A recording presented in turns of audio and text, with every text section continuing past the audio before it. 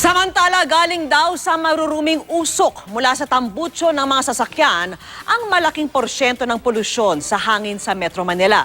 Lagana pa rin kasi ang mga sasakyang smoke belcher na pinalulusot daw ng ilang pribadong emission testing center. Nakatutok si Bernadette Reyes. Maitim na usok ang binubuga ng pinapasadang jeep ni Jovito Kalingasyon. Ganito rin ang nalalanghap niya sa maghapong pamamasada. Kaya di nakapagtatakang 2 beses na siyang tinamaan ng sakit. Kasakit nga ako sa TB.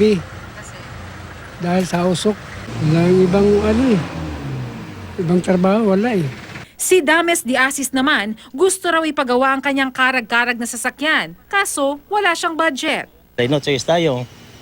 Kahit may umausok dyan, titiis lang natin para makakita na tayo ng pera. Sa pag-aaral ng DENR Environmental Management Bureau, lumalabas na mahigit 80% ng polusyon sa hangin sa Metro Manila galing sa mga sasakyan.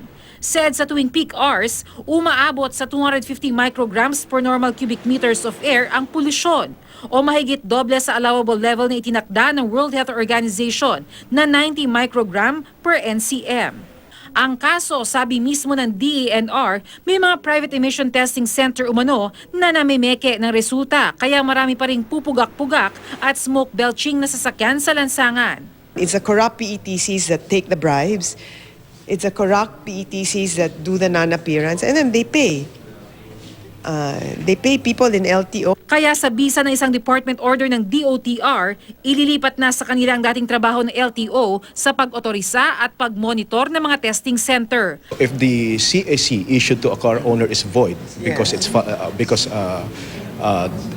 the test result is falsified, then the registration is void also and it can be cancelled. Ang Land Transportation Office, may mga programa naman daw tulad ng roadside inspection para hulihin ang mga smoke belcher. Pero nagkaproblema na ang ilang kagamitan dahil sa kalumaan. Nakaprogram po yung pag-repair sa MBIC, yung Motor Vehicle Inspection Centers, pambili ng passimeters or gas analyzers, mga smoke emission testing machines. Bernadette Reyes, Nakatutok, 24 Oras.